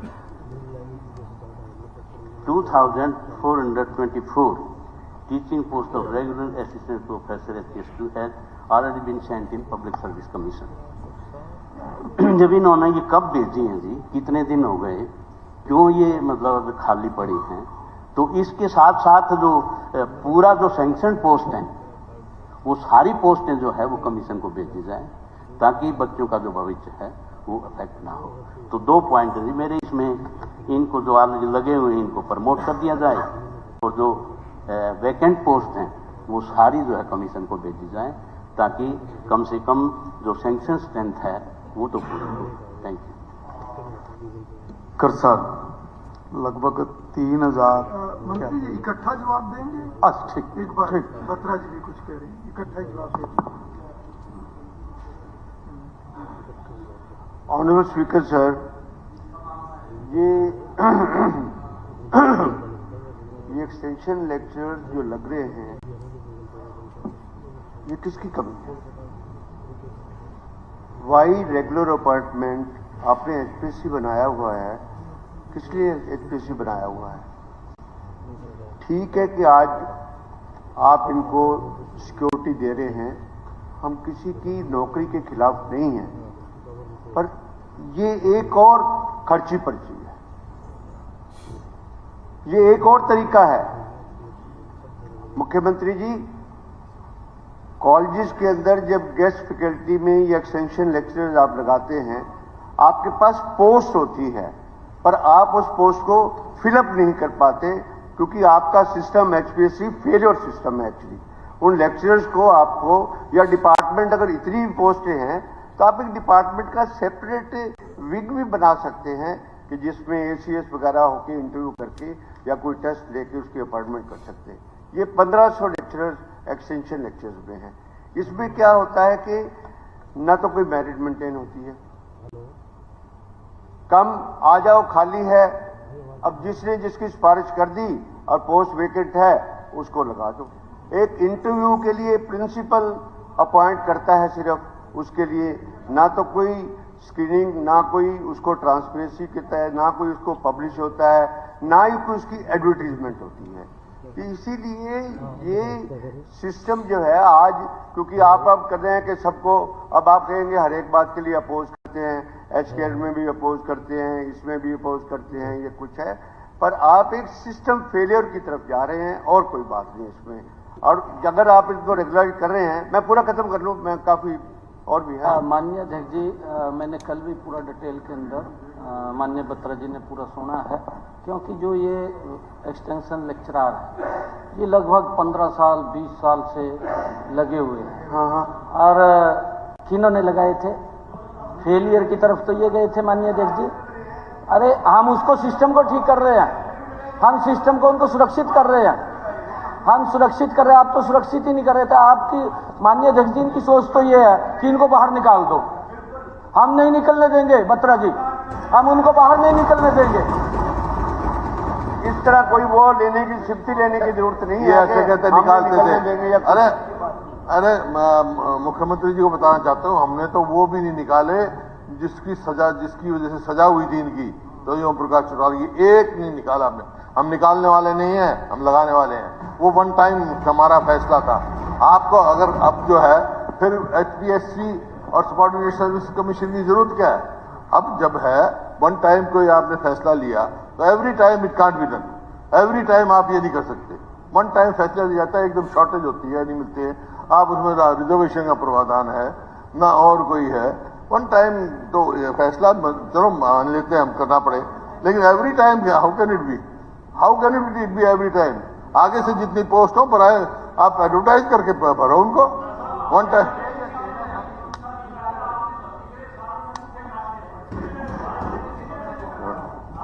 सजा भी मेरी। अध्यक्ष महोदय मैंने किसी का नाम लिया था क्या? मैंने नाम लिया था इनका। मैं बोल दूं आपका हो गया आपका हो गया माने एक बार तो फिर आप आराम से साहब अभी है मेरा अभी इसके साथ और भी इन्वॉल्व है और भी अपनी बात रखनी है संक्षिप्त में रखनी है, पर मंत्री जी जवाब दे तो बीच में इंटरप्ट बेवजह एक बड़ा रिक्वेस्ट करूंगा कोई ना करे। सर आप 4 दिन से सदन बहुत अच्छा चला रहे हैं, इसमें कोई दो राय नहीं है, पर बीच में जो बोलने का रिवाज इस तरह और अनइंटरप्टेड और बिना परमिशन के और ये बल गए और उसके बाद लैंग्वेज भी ठीक ना बोलना, व्हाट इज द रिकॉर्ड में जू के कौन से टाइम में कौन लगाया कौन नहीं लगाया, ठीक है सर। उसके बाद विषय आता है कि आप लगा रहे हैं, ठीक है, इनको 57,756 तनख्वाह दे दे और रेगुलर स्केल तो दे दो भाई। सर रेगुलर स्केल तो दे दो, इसको परमानेंट कर रहे हो, इनको पूरे बेनिफिट्स तो फिर दो। आप कहते हैं कि लेक्चर की क्वालिफिकेशन पूरी करते हैं, आप कहते हैं यूजीसी टेस्ट पास किया हुआ है, आप कहते हैं इन्होंने पीएचडी की हुई है, सब कुछ ही आपकी बात मान ली कि ये बात 10 साल से कोई है, कोई 5 साल से, आपने 5 साल की लिमिट रखी है, साथ में 240 दिन का पीरियड भी दिखा है। एक और है कि क्योंकि आपने 15 अगस्त कट ऑफ डेट रखी है, मैं आपसे रिक्वेस्ट करूंगा कि आप पर इतना ही सब कुछ कर रहे हैं कि उसको 31 अक्टूबर कट ऑफ डेट रख ली और लोग है वो भी आ जाएंगे, कोई बात नहीं, हमें तो उनमें भी इतराज नहीं है, पर उनको तनख्वाह पूरी दे दो। सेकंड पॉइंट जो बहुत इंपॉर्टेंट है सर, ऑनरेबल स्पीकर सर, आपने गवर्नमेंट कॉलेजेस के एक्सटेंशन लेक्चर्स को तो पूरा कर दिया, यूनिवर्सिटी के लेक्चर का क्या कसूर है? 1500 लेक्चर यूनिवर्सिटी के अंदर, और वो यूनिवर्सिटी के लेक्चर्स तो sir speaker sir, honourable chief minister को ये कहूंगा कि वो पोस्ट यूनिवर्सिटी एडवर्टाइज करती है, न्यूज़पेपर में एडवर्टाइजमेंट एप्लीकेशन आती है, उसकी स्क्रूटनी होती है, उसके बाद डीएचई का नॉमिनी वहां पर जाता है, एक सिलेक्शन प्रोसीजर है, सिलेक्शन कमेटी है, फिर वो लिफाफा बंद होता है, फिर वो लिफाफा ईसी खोलता है और इसी खोलने के बाद उसको लगाया जाता है, पर वो कॉन्ट्रेक्चुअल बेसिस पे है। पर उसकी तनख्वाह कौन देता है? उसकी तनख्वाह सरकार देती है, यूनिवर्सिटी नहीं देती है। आपका ऑटोनमस बॉडी की बात करेंगे, मेरे को पता है इस बात के लिए कि ऑटोनमस बॉडी है, हम उसके बारे में नहीं है, बजटेड पोस्ट हैं, उसकी तनख्वाह सरकार देती है। जब सरकार देती है, या तो एक और कानून लाओ कि जब इनको कर दिया तो सेम फेट उनका भी है, वो भी 10-10 साल से, 8 साल से, 9 साल से, सभी सालों से लगे हुए हैं, उनको क्यों नहीं रेगुलर करते? उनको भी रेगुलर कर दो, आपका भला होगा इस बात के लिए। 1500 लेक्चर, और वो वेल क्वालिफाइड हैं, वो हमेशा उन्होंने इंटरव्यू फेस किया हुआ है, वहां पर वाइस चांसलर ने उनको लगाया हुआ है। अब यूनिवर्सिटी में इंटरव्यू तो आपकी सैंक्शन के बिना लग नहीं सकता, बिकॉज कोई भी फाइनेंशियल सेटअप, कोई भी 4 पैसे की बात यूनिवर्सिटी में आएगी, आपका नॉमिनी होगा या गवर्नमेंट की अप्रूवल होगी, इसलिए बजटेड पोस्ट है। अब आपने अब आखिरी बस अभी आपने सी और डी को तो एचआर में शिफ्ट कर दिया, वो भी तो यूनिवर्सिटी एम्प्लॉई हैं। अगर आप ऑटोनमस बॉडी की बात करते हैं सर, मुख्यमंत्री जी, तो वो सी और डी की जो आपने HAR में शिफ्ट कर दी, चाहे वो माली थे, चौकीदार थे, चपड़ासी थे, क्लर्क थे, उनको शिफ्ट कर दिया, तो फिर वहां यूनिवर्सिटी नहीं आई आड़े में। आज तो यूनिवर्सिटी आड़े में आए इस बात के लिए। तो मेरी बराए मेहरबानी आपसे इस बात की सबने प्रार्थना है कि 1500 लेक्चर्स को जहां पर 1500 इनका भला कर रहे हो, इन यूनिवर्सिटी वालों में 15 कर दो, और आगे से हर एक पोस्ट, क्योंकि सबको अपॉर्चुनिटी मिलेगी। सारे एजुकेशन में मामले में, अनएम्प्लॉयमेंट के मामले में बहुत बुरा हाल है यूथ का, सबको है। पोस्ट HPSC के आप कहते हैं कि आप बिल्कुल ट्रांसफर कीजिए, बड़ी बढ़िया बात है, आप ट्रांसफर करें, फिर सबको मौका दो ना, सबको मौका मिलेगा इस बात के लिए। ये गेस्ट की प्रथा, कॉन्ट्रेक्चुअल प्रथा और ये एक्सटेंशन की प्रथाएं, ये सारी खत्म कर दें अगर आप अच्छी सरकार चलाना। सर, बहुत विस्तार से बत्रा साहब ने इसमें कही है, मैं तो दो ही बातें इसमें कहना चाहता हूं। सर, इसमें टर्म्स ऑफ सर्विस में लिखा हुआ है every eligible extension lecturer and every eligible government lecturer who has completed guest lecturer who has completed at least 5 years of service on appointed dates should continue to work as such till he attains the age of superannuation। Sir, इसमें जो date of appointed date लिखी हुई है ना, वो 15 अगस्त 2024 लिखी हुई है। ईयर में अगर उसे करेंगे तो वो 229 दिन बनते हैं, तो उस साल का तो इसका एक्सपीरियंस गिरने नहीं जाएगा। मैं इसमें जो है अमेंडमेंट दूंगा कि इसमें 31 अगस्त तो कम से कम कर दिया जाए, जिससे इस साल का उनका जो है एक्सपीरियंस जो है काउंट हो जाए। नहीं तो उसमें भी बहुत से जो इसमें वो रह जाएंगे, फिर से वही हो जाएगी। तो 229 दिन आप बनते हैं साल में, अगर क्योंकि उस ईयर के, तो वो पूरा साल का रह जाएगा। तो इसलिए अपॉइंटेड डेट जो है सर, वो इसमें जो है 31 अगस्त की करी जाए, ये अमेंडमेंट सर मैं प्रपोज करूँ। आदित्य सुरजेवाला। थैंक यू मुझे बोलने का मौका देने के लिए माननीय अध्यक्ष जी। माननीय अध्यक्ष जी, जो 240 दिन की कंडीशन दी हुई है कि for the purposes of the calculation of number of years of service N eligible extension lecturer N eligible guest lecturer who has worked at least 240 days in a calendar year. माननीय अध्यक्ष जी, स्कूल, कॉलेजेस, यूनिवर्सिटीज जो होते हैं वो और सारे कामों से बहुत अलग चलते हैं। इतने सारे हमारे एक्सटेंशन लेक्चरर्स हैं, लगभग 300 से तो ज़्यादा है ही, एक्चुअल नंबर अभी मुझे मिले नहीं, जो 240 दिन तो काम नहीं करते, लगे हुए वो 2010 से, हर साल वो पढ़ा रहे हैं, लेकिन उनका एक्सपीरियंस ही नहीं काउंट हो रहा। वो बोल रहे हैं हम 15 साल से काम कर रहे हैं, लेकिन 240 दिन तो हो सकता है सेशन में ही ना हो, या 240 दिन हमें काम ना मिल रहा, तो 15 साल से जो हम लगे हुए हैं उसका कोई भी हमारा एक्सपीरियंस काउंट नहीं होएगा। तो आई स्ट्रांगली रेकमेंड, जो ये हमारा बिल है इस टीचर्स के बारे में है, इसे हम ये 240 दिन का लिमिट ना लेके चले, ये सिलेक्ट कमेटी को भेजा जाए, उसके हिसाब से we decide a set number of days और सेट नंबर ऑफ लेक्चरर्स और lecturers whatever a guest lecturer / extension lecturer has given, और उसके हिसाब से इन्हें सिक्योरिटी ऑफ सर्विस दिया जाए। अगर ये 240 दिन करेंगे, इतने सारे हमारे साथी ऐसे ही छूट जाएंगे जो इतने सालों के साल का अनुभव है, इतना सालों का एक्सपीरियंस है, उन्हें इतनी ज्यादा सर्विस दी है हमारे युवा साथियों को। गीता जी। धन्यवाद अध्यक्ष महोदय। Extension lecturers and guest teachers का सिक्योरिटी सर्विस बिल आया है।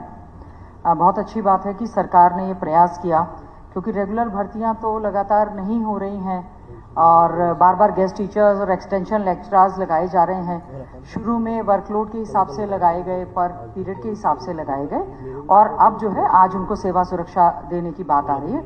मेरा एक तो अनुरोध है माननीय अध्यक्ष महोदय कि इनको सेवा सुरक्षा के साथ साथ इनके जो अदर बेनिफिट्स हैं, चाहे वो असिस्टेंट प्रोफेसर से एसोसिएट प्रोफेसर का है, क्योंकि सारी उम्र अदरवाइज, क्योंकि कुछ लोगों की तो जो है एज निकल चुकी है, वो आगे एलिजिबल नहीं होंगे, और हम जल्दी से रिक्विजिशन भी हरियाणा पब्लिक सर्विस कमीशन को ज़्यादा जल्दी नहीं भेजते हैं। एक तो अनुरोध है कि प्रमोशन में और बाकी बेनिफिट्स में भी इनको पूरा का पूरा ध्यान रखा जाए। जैसे हमारे यहाँ पर कॉलेजेस की टोटल सैंक्शन पोस्ट हैं वो 8137 हैं, और इसमें हमारे पास करीबन 4790 के करीब जो है वैकेंसीज हैं। अब हम इनको एडजस्ट करने के बाद भी हमारी बहुत सारी पोस्ट खाली हैं। इनको एक तो आप एज पर द रिक्वायरमेंट भेज दें, क्योंकि कॉलेजेस में जो ज़्यादातर हमारी कॉलेजेस जब चल रहे हैं वैकेंसी की वजह से सीट्स वैकेंट होती जा रही हैं, हमारे बच्चे एडमिशन नहीं ले रही हैं because there is a shortage of the staff. और दूसरा क्या है कि ठीक है हम इनको सेवा सुरक्षा दे रहे हैं एक फिक्स्ड पे स्केल के साथ। अध्यक्ष महोदय, आपके माध्यम से माननीय मंत्री जी से, माननीय शिक्षा मंत्री जी से भी अनुरोध है, सेवा सुरक्षा के साथ साथ इनके साथ भी अनएम्प्लॉयड ये एम्प्लॉयड तो हो गए पर they are underpaid as equal to the other assistant professors and extension lecturers, एक उस पर भी पूरी तरह से विचार करने का काम किया जाए। दूसरी बात, सेम बात बत्रा जी ने भी बोली है, आफ्ताब जी ने भी बोली है और आदित्य ने भी, और हमारा सर इसमें आप काइंडली सीरियसली ले लें। बहुत सारे एक्सटेंशन लेक्चरर्स हैं जिन्होंने हमें ये बताया है कि क्योंकि हम इसमें 15 अगस्त 2024 के हिसाब से ले रहे हैं 240 डेज जो कि काउंट नहीं होते, there is a technical fault on it. तो इस पे कृपया करके आप इसमें जो क्लॉज में हमने सर लिखा है, मैं एक आधी मिनट में इसको मैं पढ़ दूंगी। उन्होंने कहा we are the working as extension lecturers in the government college in Haryana from past few days, we want to pay that due to some critical and technical issues around 30% of the extension lecturers will suffer and shall not be included in this act. Some of the major issues sir इसमें एक सबसे बड़ा technical है, उसमें वो भी include हो जाएंगे इसमें।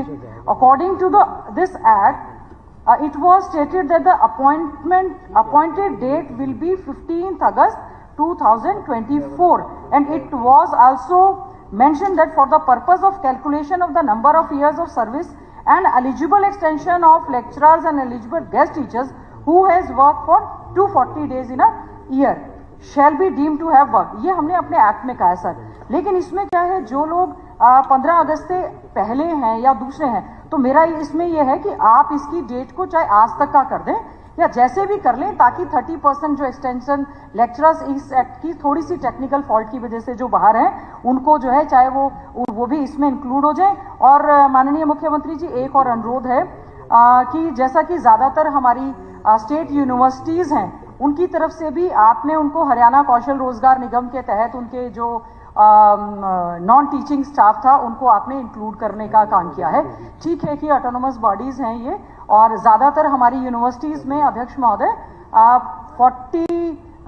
50% जो है वैकेंसीज हैं हमारे यहाँ पर जो है सर, वो वैकेंसीज हैं बहुत ज़्यादा भरी नहीं जा रही हैं। हमने इसका भी मामला उठाया था, बहुत सी यूनिवर्सिटीज़ में जब एडवर्टीजमेंट हुई नेट जेआरएफ एंड पीएचडी होने के बावजूद भी, मुख्यमंत्री जी इस पे थोड़ा सा आप सीरियसली उनको ज़रूर डायरेक्ट करने का काम करें कि वो नॉन फाउंड सुटेबल उनको कर देते हैं, जबकि अवेलेबिलिटी इज देयर। जब हम एक्सटेंशन लेक्चरर्स को पक्का कर रहे हैं तो जो भर्ती होती है तो उसमें क्यों नहीं करते। तो मेरा आपसे अनुरोध है कि जो हमारे हरियाणा यूनिवर्सिटीज़ में लगे हुए असिस्टेंट प्रोफेसर्स हैं वो तो पूरी की पूरी यूजीसी की गाइडलाइन के तहत किए गए हैं, पूरी कमेटी बनाकर उनकी अपॉइंटमेंट की गई है और उन्होंने सारे के सारे रूल्स जो हैं, जो एलिजिबिलिटी क्राइटेरिया, वो सारा का सारा फॉलो किया है। तो आपसे अनुरोध है कि क्योंकि हायर एजुकेशन डिपार्टमेंट का और यूनिवर्सिटी का कॉरेस्पॉन्डेंस भी इसमें चला है, आप कृपया करके यूनिवर्सिटी के जो हमारे प्रोफेसर्स हैं, असिस्टेंट प्रोफेसर्स हैं, एक्सटेंशन लेक्चरर्स हैं, उनको भी इसमें इंक्लूड करने का काम करें।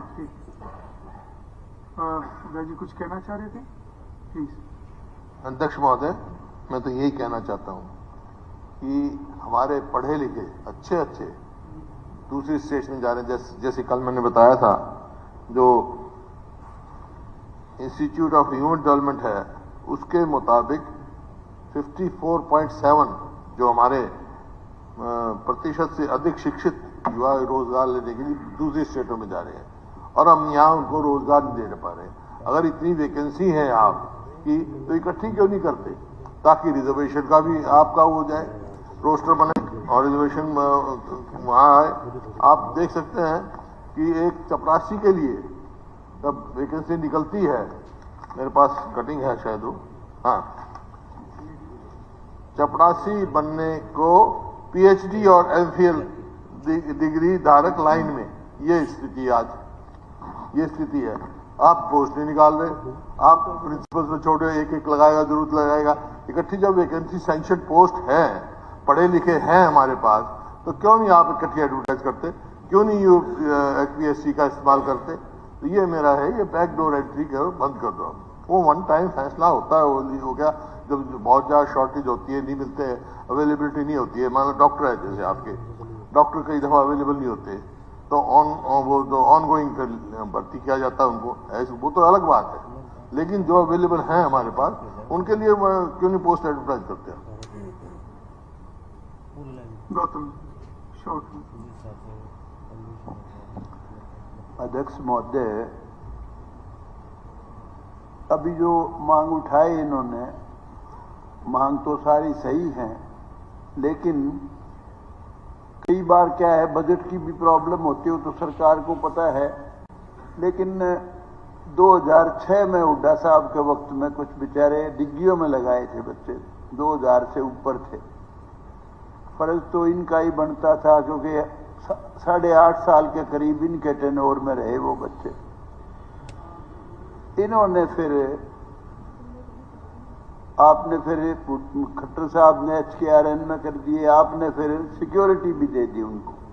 मेरा आग्रह आपसे ये है, उनको 2006 के लगे हुओं को अगर पक्के कर दो बेचारों को, मेरी आपसे गुजारिश ये है, उनको पक्के कर दो। और ये जो जितने एजुकेशन का तो डिपार्टमेंट ऐसा है, अगर टीचर्स को अच्छी तनख्वाह मिलेगी तो बेचारे सुख बढ़िया पढ़ाएंगे। तो ये जो कॉलेज लेक्चरर की मैंने इनसे पहले उठा चुका मांग में, 1500 जो टीचर हैं, यूनिवर्सिटीज में असिस्टेंट प्रोफेसर हैं, उनको भी ये दे दो आप सिक्योरिटी। और कई बार क्या है, वो तो आप सरकार को ज़्यादा ज्ञान है, पक्के लग जाएं तो बहुत बढ़िया, लेकिन आपने जो किया है वो बहुत अच्छा फैसला किया, कम से कम कुछ तो किया। पहले तो बेचारे वैसे मारे 15, जिस बच्ची का विभा कौशिक है, DN कॉलेज में पढ़ा रही है, 15 साल हो गए, उसने तनख्वाह मिले 16,000, PhD है, डॉक्टर है वो। तो बहुत साल से हर सरकार की मुखालफत करना अपोजिशन का फर्ज है, लेकिन चलो उस वक्त भी बहुत गलतियां हुई। आप जितना सुधार रहे हो बहुत ही कमेंडेबल है, वो बहुत ही अच्छी बात है। एक गौतम जी ने वैसे तो गौतम जी वैसे तो आपने शायद ममता में कहा होगा, पर टीचर्स के साथ जो बेचारा शब्द है वो उसमें से हटाएंगे। मंत्री जी आप अपना जवाब दीजिए। चलिए मंत्री जी जवाब देंगे। होगी बात आगे, गीता जी सारी बात आगे। मंत्री जी आप जवाब दीजिए। स्पीकर सर, होगी गीता जी, बहुत चर्चा होगी। अब अलग से, अब दोबारा अलग से। स्पीकर सर, मंत्री जी आप अपनी बात रखिए। होगी बात, इसमें कई बार बात ऑन द फ्लोर ऑफ किस चीज का क्लैरिफिकेशन, ये जो उसका उन्होंने जवाब दे दिया, मंत्री जी देंगे। अगर मंत्री जी को जवाब देना, उन्होंने अपनी बात रखी, मंत्री जी वो कर लेंगे, कोई बात। स्पीकर सर, कोई बात नहीं, ठीक है, स्पीकर ठीक है। अभी आपस की चर्चा नहीं, मंत्री जी ने भी सारी बात सुनी है, वो जवाब देंगे। स्पीकर सर, 2-3 बातें मैं यहां पे क्लियर कर दूं। मुझे समझ में नहीं आया कि मेरे विपक्ष के साथी इन लेक्चरर्स के पक्का होने के पक्ष में है कि नहीं है, और विरोध करने का भी इतना खूबसूरत तरीका सर कमाल का ही है। बड़े पिछले दरवाजे से बड़ा शानदार विरोध करते, कुछ न कुछ शब्द डाल डूल के। सर मैं 1-2 बात बताना चाहता हूं। हमारी सरकार ने एक भी एक्सटेंशन लेक्चरर, एक भी गेस्ट टीचर लगाया ही नहीं। एक बात तो ये। दूसरी बात ये, जब ये कांग्रेस के, बस सर जी मैं के बोल रहा जी, जब मैं चुप बैठा था जी, कांग्रेस ने जब ये लगाए थे सर, कमाल की बात है कि बिना सैंक्शन पोस्ट के लगा दिए। और जो मैं कह रहा हूं ना कि विरोध कितने तरीके से कर रहे हैं सर, वो देखो कि भाई इन्होंने लगाए वो पर घंटे के हिसाब से, इनके टाइम में बनते थे वो 229 दिन। माननीय मनोहर लाल जी आए, उन्होंने घंटा झंझट खत्म कर दिया और महीनों को ले गए 12 के 12 महीने कि उनको तनख्वाह देने लगे। जब वो तनख्वाह देने लगे तो मेरे 229 240 दिन का कोई फंडा नहीं बचा, कहीं से फंडा नहीं बचा। तो क्या है भाई, ऐसे थोड़ी ना उल्लू बनाओगे, बिना बात गलत तर्क रख के न लोगों के अंदर आप मिसअंडरस्टैंडिंग खड़ी कर रहे हो, ये गलत है। नहीं सर, देखो मेरी बात सुनिए। और हमने कहा ना, हमने नहीं रखे एक भी, हम तो जो, और एक बात यहाँ दादा गौतम ने बोल दी कि भाई मनोहर लाल जी ने HKRN ले दिया। किसने कहा जी? एक भी HKRN में हमने नहीं लिया, एक भी।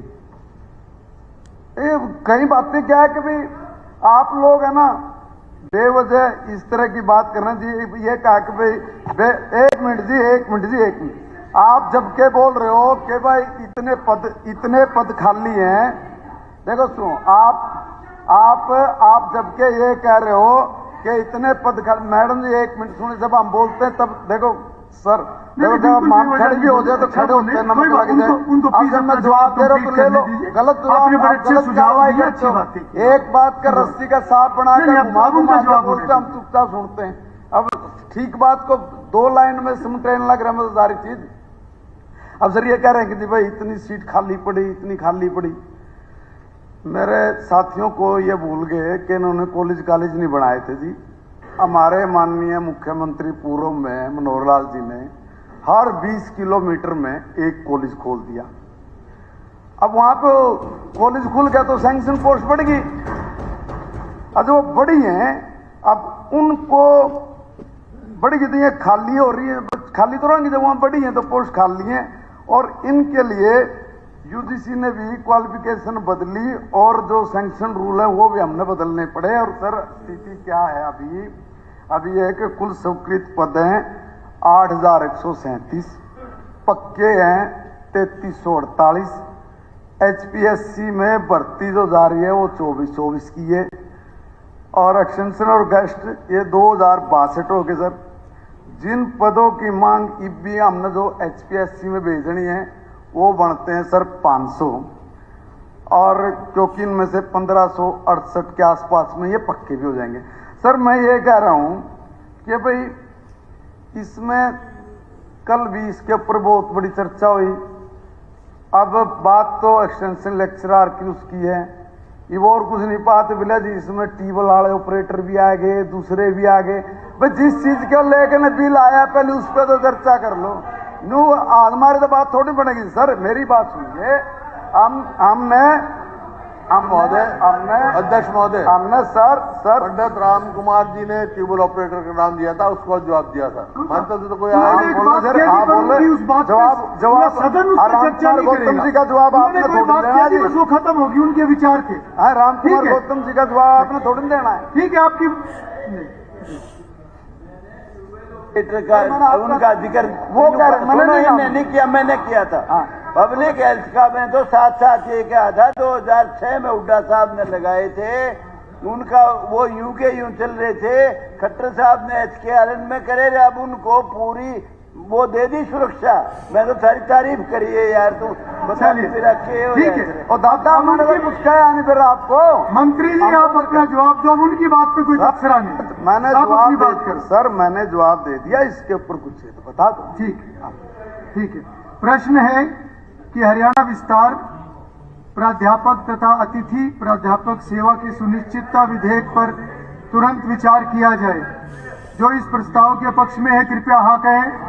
जो इस प्रस्ताव के विपक्ष में कृपया ना कहें। हाँ पक्ष की जीत हुई, हाँ पक्ष की जीत हुई, प्रस्ताव स्वीकृत हुआ।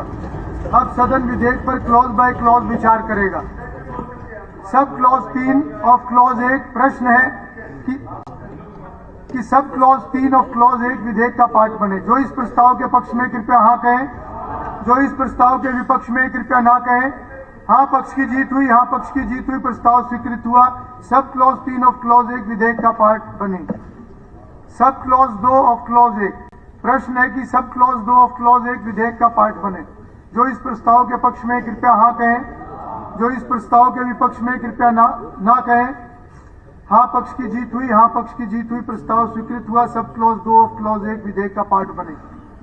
प्रश्न है कि क्लॉजेज 2 से 10 विधेयक का पार्ट बने। जो इस प्रस्ताव के पक्ष में कृपया हाँ कहें। जो इस प्रस्ताव के विपक्ष में कृपया ना कहें। हाँ पक्ष की जीत हुई, हाँ पक्ष की जीत हुई, प्रस्ताव स्वीकृत हुआ। क्लॉजेज 2 से 10 विधेयक का पार्ट बने। शेड्यूल प्रश्न है कि शेड्यूल विधेयक का पार्ट बने। जो इस प्रस्ताव के पक्ष में कृपया हाँ कहें। जो इस प्रस्ताव के विपक्ष में कृपया ना कहें। हाँ पक्ष की जीत हुई, हाँ पक्ष की जीत हुई, प्रस्ताव स्वीकृत हुआ। शेड्यूल विधेयक का पार्ट बना। सब क्लॉज 1 ऑफ क्लॉज 1 प्रश्न है कि सब क्लॉज 1 ऑफ क्लॉज 1 विधेयक का पार्ट बने। जो इस प्रस्ताव के पक्ष में कृपया हाँ कहें, जो इस प्रस्ताव के विपक्ष में कृपया ना कहें। हाँ पक्ष की जीत हुई, हाँ पक्ष की जीत हुई, प्रस्ताव स्वीकृत हुआ। सब क्लॉज 1 ऑफ क्लॉज 1 विधेयक का पार्ट बना। इनेक्टिंग फॉर्मूला, प्रश्न है कि इनेक्टिंग फॉर्मूला विधेयक का इनेक्टिंग फॉर्मूला हो। जो इस प्रस्ताव के पक्ष में कृपया हाँ कहें, जो इस प्रस्ताव के विपक्ष में कृपया ना कहें। हाँ पक्ष की जीत हुई, हाँ पक्ष की जीत हुई, प्रस्ताव स्वीकृत हुआ। इनेक्टिंग फॉर्मूला विधेयक का पार्ट बना। टाइटल, प्रश्न है कि टाइटल विधेयक का टाइटल हो। जो इस प्रस्ताव के पक्ष में कृपया हाँ कहें, जो इस प्रस्ताव के विपक्ष में कृपया ना कहें। हाँ पक्ष की जीत हुई, हाँ पक्ष की जीत हुई, प्रस्ताव स्वीकृत हुआ। टाइटल विधेयक का टाइटल बना। माननीय सदस्यगण, अब माननीय उच्चतर शिक्षा मंत्री प्रस्ताव प्रस्तुत करेंगे कि विधेयक पारित किया जाए। माननीय अध्यक्ष महोदय, विधेयक को पारित किया जाए।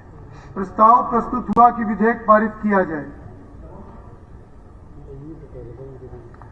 ऑनरेबल स्पीकर सर, मैं मुख्यमंत्री से ये रिक्वेस्ट करूंगा कि आप कम से कम इस सदन को ये आश्वासन तो दें कि यूनिवर्सिटी के गेस्ट लेक्चरर्स की भी, उनकी भी आप जो प्रोफेसर एसोसिएट प्रोफेसर लगे हुए हैं इतने साल के, उनको भी इसी तरह आप प्रोटेक्शन देंगे। आप डिस्क्रिमिनेट क्यों कर रहे हो उस बात के लिए? कम से कम इतना तो, अब उसमें अमेंडमेंट की बात है और बात है, सेम पैटर्न है, बेटर प्लेस्ड है, सब कुछ है, यूजीसी की गाइडलाइंस है, सिलेक्शन प्रोसेस है, उनको भी फिर साथ में कर दो। उनको उस बात अब वो कहेंगे वो तो कर दे, हम बेटर प्लेस है, हमारे को दिख रहा है। और बजटेड पोस्ट है जी, सरकार से बजट जाता है। हमें ये हम ये रिक्वेस्ट करना चाहते हैं।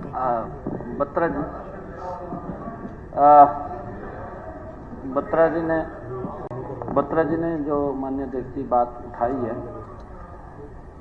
10 साल हो गए माननीय अध्यक्ष जी, जो पिछले 10 सालों की इतनी गलतियां थी, उन गलतियों को धीरे धीरे सुधार कर रहे हैं और लगातार हो रहा है।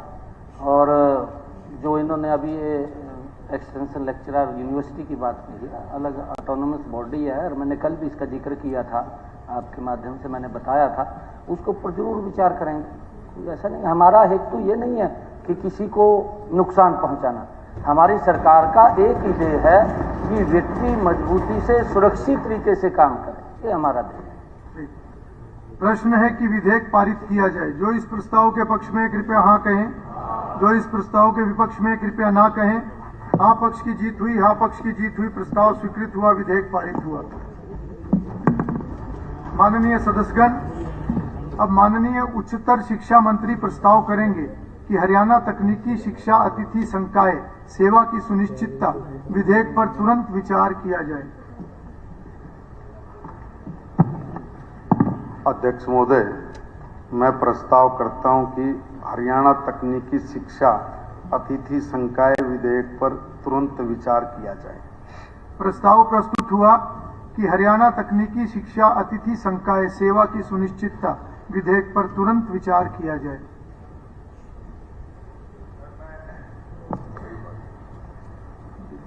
आपके माध्यम से यही कहूंगा सर, जो इसमें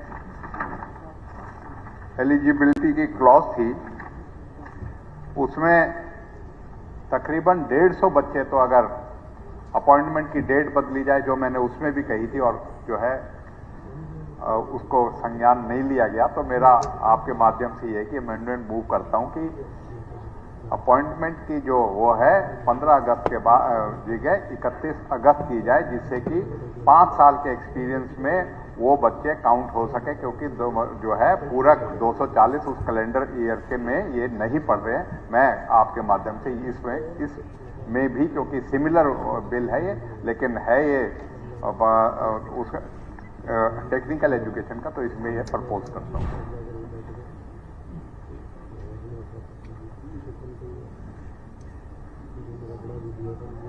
same issue Haryana technical education guest faculty security of services bill में कि थोड़ा सा टेक्निकल ही फॉल्ट है। 15 अगस्त 2024 हमने अपॉइंटमेंट डेट लिखी हुई है, इसमें करने से जो, क्योंकि साथी के बच्चे हैं सभी, उसमें उनको मिल जाएगा। और दूसरा, हमें ये बार बार गेस्ट और एक्सटेंशन की बजाय रेगुलर भर्तियों पर पूरी तरह से ध्यान देने का काम करना चाहिए। धन्यवाद। इसी विषय तो यही है अध्यक्ष जी, मैं आपके माध्यम से एक बात सरकार को ध्यान में लाना चाहूँगा कि आज वायु प्रदूषण बहुत ज़्यादा है, अगर हम दिल्ली की बात, वो अलग विषय है। ऐसे नहीं, नहीं, एक मिनट, ऐसे नहीं, कहीं भी कोई बात थोड़ा होगी, ऐसे नहीं होगा। कोई और अदलखा जी, नहीं, ऐसे नहीं, ऐसे माने स्पीकर सर, बैठो। माने स्पीकर सर, बार बार इस बात को करने का कोई फायदा नहीं है। चेयर को एड्रेस कीजिए। पीछे भी जब ये बात आई तो आपको बता देता हूं कि टोटल आप कर लेंगे तो आपके पास सारी चीजें हैं कि 8,137 पोस्ट थी, 3348 रेगुलर थे, 2424 की एचपीएससी को डिमांड भेज दी, 2016 वो हो गई। अब इस तकनीकी शिक्षा बोर्ड पे आ जाओ। तकनीकी शिक्षा बोर्ड में भी आपने ये कहा, तकनीकी शिक्षा बोर्ड में भी जो भर्तियां आपने हमारे द्वारा जो करी गई, आप अपनी बात रखें, हमारे द्वारा जो करी गई उस पे आप ये समर्थन करिए कि जो गलतियां आपने करी, भारतीय जनता पार्टी की सरकार उनको सुधार करके लोगों को, और जो सर्विसेज हरियाणा के अंदर प्रोवाइड करने वाले लेक्चरर्स हैं, प्रोफेसर्स हैं, असिस्टेंट प्रोफेसर्स हैं, उनके लिए हम सुनिश्चित कर रहे हैं कि 58 साल तक के लिए उनको कहीं बार बार अपनी एक्सटेंशन कराने के लिए वीसी के अपना डायरेक्टर के पास और सब लोगों के पास धक्के नहीं खाने पड़ेंगे। इसके लिए मैं सरकार का बहुत बहुत धन्यवाद करता हूं। माननीय मंत्री जी आप जवाब। और स्पीकर सर, ये 15 अगस्त की डेट इसलिए रखी गई थी कि भाई ये आज़ादी दिवस है हमारा, और ये सारे लोग भी बंधे बैठे थे, इनके घर नामों से जकड़े बैठे थे, उनको मुक्ति दी है सर हमने तो इस डेट से।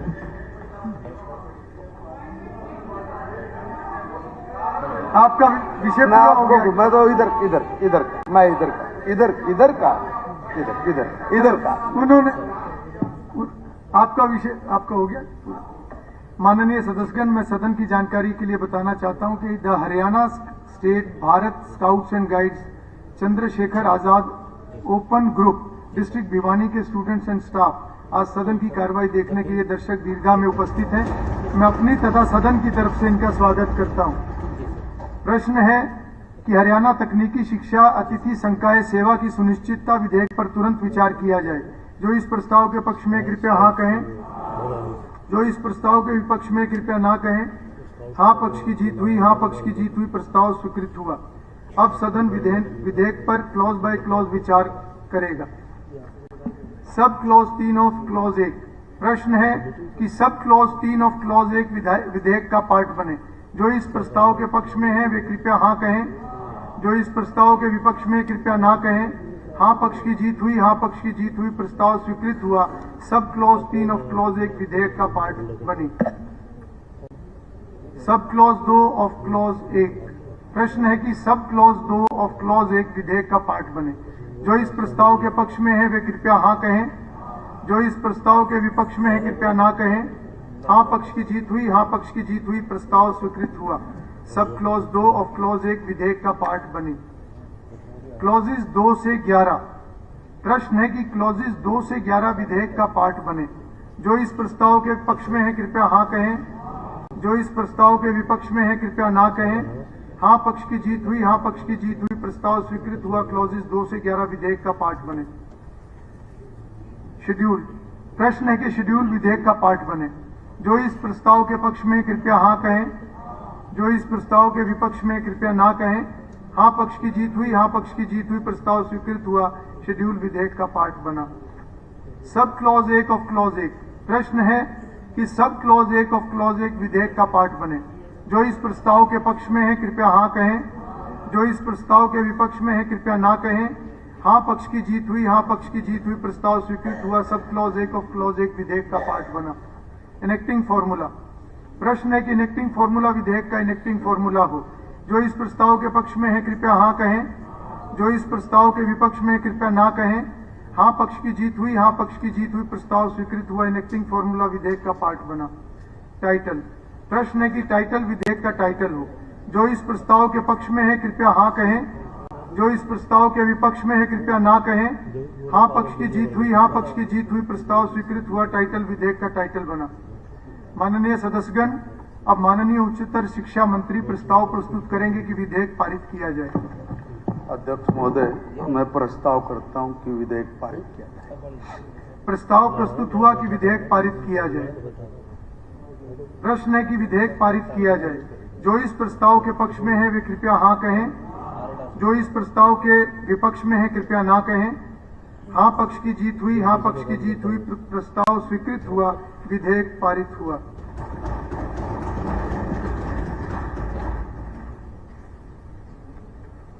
माननीय सदस्यगण, हरियाणा विधानसभा के इसी सत्र के दिनांक 25 अक्टूबर 2024 को ये विषय आया था कि एक्टिंग स्पीकर के स्थान पर स्पीकर प्रोटेम शब्द प्रयोग किया जाए। इस तिथि को यहां स्पष्ट करना मैं उचित समझता हूं। हरियाणा विधानसभा सचिवालय में उपलब्ध रिकॉर्ड एवं मुख्य सचिव हरियाणा सरकार के कार्यालय से प्राप्त रिकॉर्ड के अवलोकन के उपरांत सामने आया है कि हरियाणा सरकार के अनुरोध पर वर्षों से माननीय राज्यपाल के आदेशों में एक्टिंग स्पीकर शब्द ही प्रयुक्त होता आ रहा है। एक्टिंग स्पीकर या स्पीकर प्रोटेम शब्द को संविधान के किसी अनुच्छेद में विशेष रूप से परिभाषित नहीं किया गया है। इस विषय में संविधान के अनुच्छेद 163, 178, 179, 180 एवं 188 का अवलोकन किया गया। एक्टिंग स्पीकर शब्द का इस्तेमाल संविधान के अनुच्छेद 180 की धारा 2 की स्कीम के अंतर्गत तब होता है जब स्पीकर का पद खाली हो और डिप्टी स्पीकर एक्ट करे या उनकी अनुपस्थिति में भी अन्य व्यक्ति जिसे सभा तय करे वह एक्ट करे। अतः एक्टिंग स्पीकर शब्द उपरोक्त प्रयोजन के लिए संविधान के अनुच्छेद 180 के खंड 1 के अधीन की गई नियुक्तियों में उपयुक्त या समुचित प्रतीत नहीं हो रहा। अब प्रश्न है कि क्या एक्टिंग स्पीकर की जगह स्पीकर प्रोटेम शब्द का इस्तेमाल किया जाए। इस संदर्भ में संविधान के अनुच्छेद 180 व 188 प्रस्तुत है।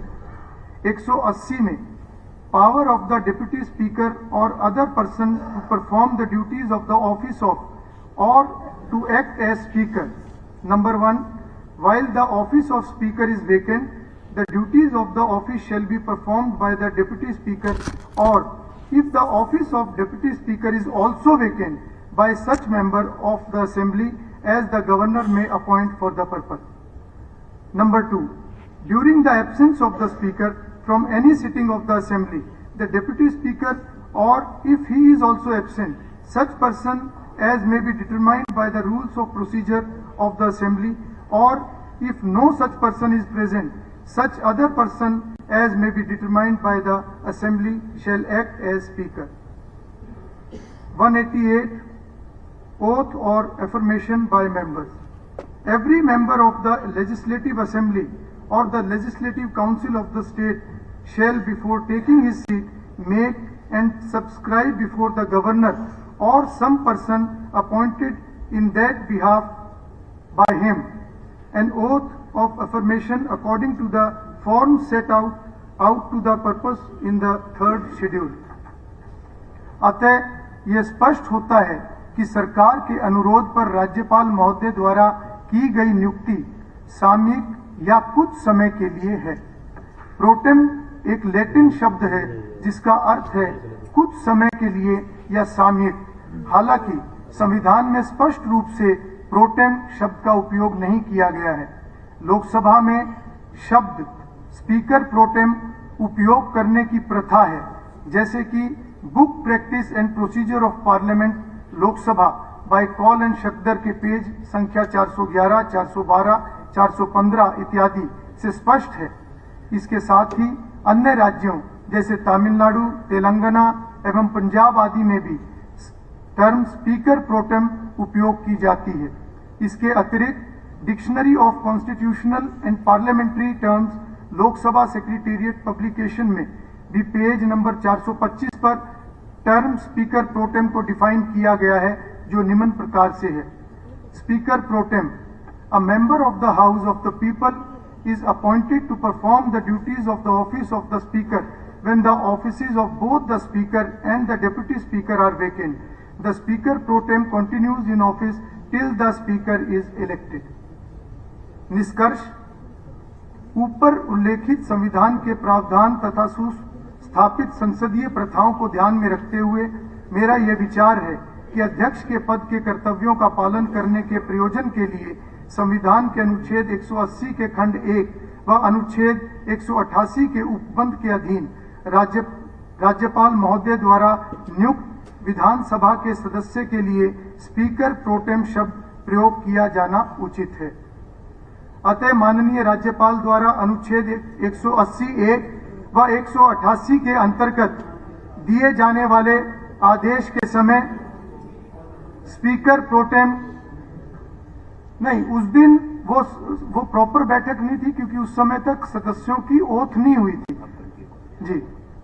अतः माननीय राज्यपाल द्वारा अनुच्छेद 180(1) व 188 के अंतर्गत दिए जाने वाले आदेश के समय स्पीकर प्रोटेम की नियुक्ति के लिए उपरोक्त कन्वेंशन प्रेसिडेंट्स के अनुसार शब्दावली के प्रयोग के लिए हरियाणा सरकार सचिव राज्यपाल को इस बारे में पत्राचार करें तो विषय में शब्द एक्टिंग स्पीकर के स्थान पर स्पीकर प्रोटेम का शब्द इस्तेमाल करते हुए आदेशों का प्रारूप राज्यपाल महोदय के विचार के लिए प्रस्तुत किया जाए।